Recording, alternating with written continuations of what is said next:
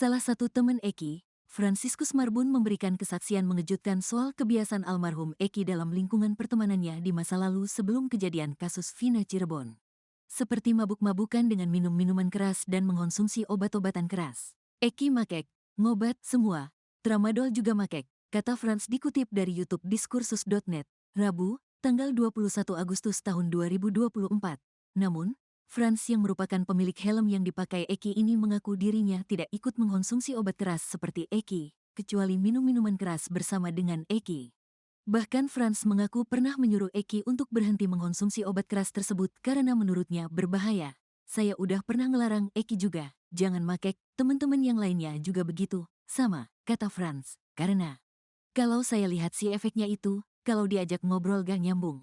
Kalau minum enggak, melarang, saya juga melakukan, sambungnya. Dia menjelaskan bahwa memang itulah kebiasaan Eki sebelum tewas yaitu kerap minum minuman keras dan konsumsi obat keras.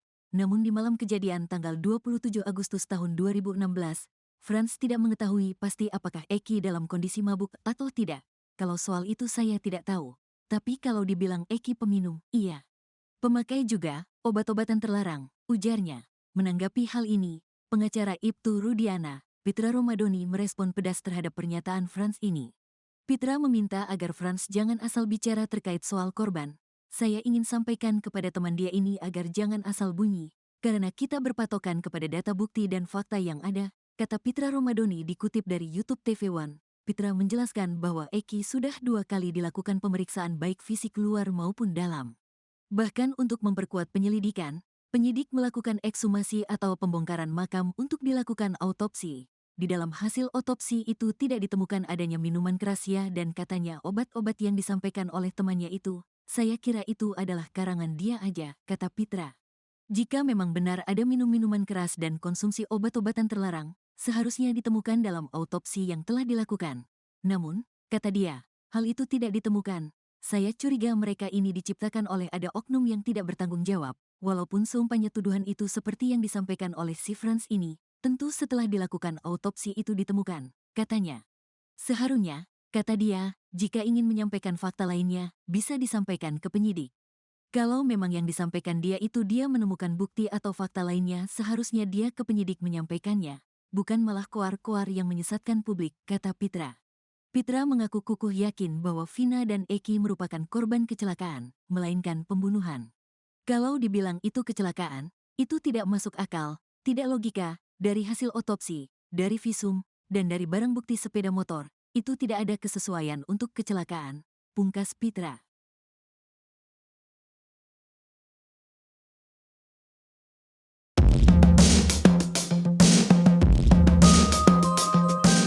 Terungkap sudah arti kata ngejob di handphone Vina Cirebon yang sempat heboh. Untuk diketahui, percakapan tentang ngejob ini sempat membuat pengacara Ibtu Rudiana, Pitra Romadoni curiga. Kata Pitra Romadoni, percakapan soal ngejob tersebut antara Mega dengan Teh Ayu. Pitra Romadoni pengacara Ibtu Rudiana ini meyakini bahwa percakapan tersebut merupakan hasil ekstraksi dari handphone Mega dan Teh Ayu. Pengacara Mega Lestrai, Muchtar Effendi menerangkan memang ada percakapan soal ngejob, tapi itu antara Mega dengan Vina. Kata Muchtar, perbincangan ngejob ini berawal saat Mega meminta Vina untuk membawa makanan saat pulang ke rumah Widi. Muchtar menerangkan pesan itu dikirim oleh Mega ke handphone Vina. Lantas Vina membalas dengan menggunakan kata ngejob. Muchtar berpendapat bahwa saat itu Vina kesal karena belum bekerja tapi sudah dititipi makanan. Mega Lestari menerangkan pada 2016 lalu, memang Widiasari dan Vina belum memiliki pekerjaan. Sebelumnya Pitra Romadoni pengacara Ibtu Rudiana menyoroti percakapan Mega Lestari tentang ngejob. Lalu ditambah lagi ada chat yang menurut Pitra Romadoni dikirim oleh Teh Ayu. Pitra Romadoni berkukuh bahwa percakapan itu merupakan hasil ekstraksi dari handphone Mega dan Teh Ayu, bukan handphone Vina. Pitra Romadoni bahkan sampai meminta agar penyidik kasus Vina memeriksa Mega Lestari untuk mendalami percakapan soal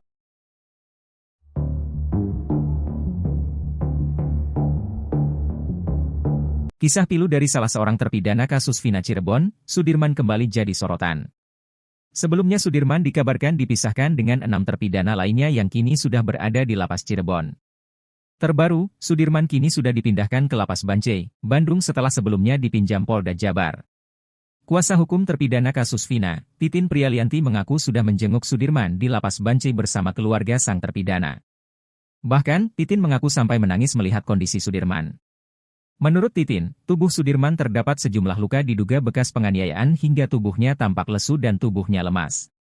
Dia, Sudirman, kelihatan tidak sehat aja. Kalau yang lain, terpidana lain, kan segar. Kalau Sudirman itu ringkih banget, pelan jalannya, katanya, dikutip dari tayangan YouTube Tony RM, Minggu, 25 Agustus 2024. Bahkan, Sudirman mengaku ubun-ubunnya pernah disiram air panas.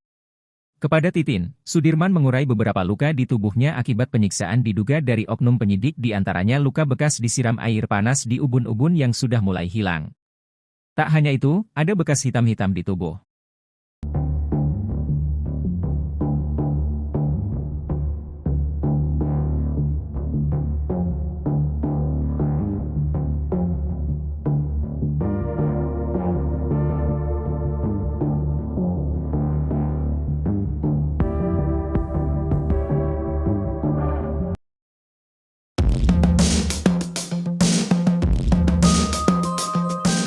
Perubahan bentuk fisik Rivaldi alias Ucil, terpidana kasus Vina Cirebon diungkap ayah kandungnya, Asep.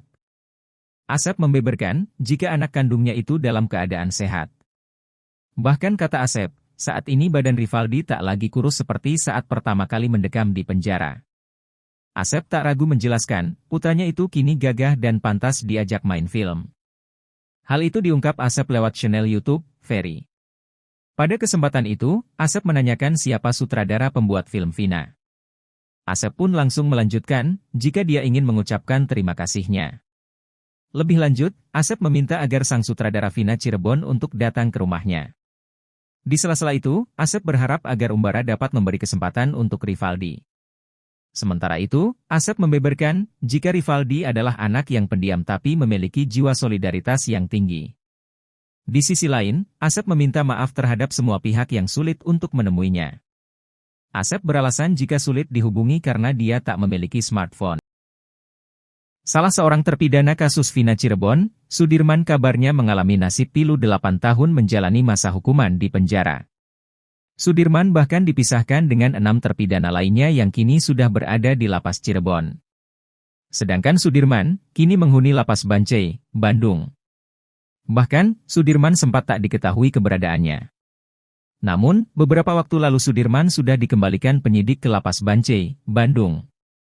Kuasa hukum terpidana kasus Vina, Titin Prialianti mengaku sudah menjenguk Sudirman di Lapas Bancai bersama keluarga sang terpidana. Bahkan, Titin mengaku sampai menangis melihat kondisi Sudirman. Menurut Titin, tubuh Sudirman terdapat sejumlah luka diduga bekas penganiayaan hingga tubuhnya tampak lesu dan tubuhnya lemas. Bahkan, Sudirman mengaku ubun-ubunnya pernah disiram air panas.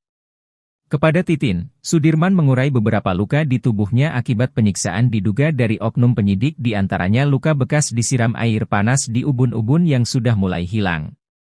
Tak hanya itu, ada bekas hitam-hitam di tubuh. Bahkan, Sudirman juga mengaku tak bisa duduk tegak serta gampang capek saat duduk tegak. Selain itu, ada luka cekungan kira-kira sepanjang 3 cm di punggungnya yang diduga luka itu bekas tembakan peluru karet. Selain itu, Sudirman juga bercerita soal penyiksaan yang ia alami. Mulai jam 4 subuh mulai dilakukan kekerasan. Sudirman dilempar batu, dipukul di Polda. Terus katanya kepalanya disiram air panas. Kan dia enggak mau ngaku peristiwanya, ungkap Titin. Sudirman juga disiksa oleh penyidik agar mengakui bahwa Peggy Setiawan sebagai tersangka kasus Vina.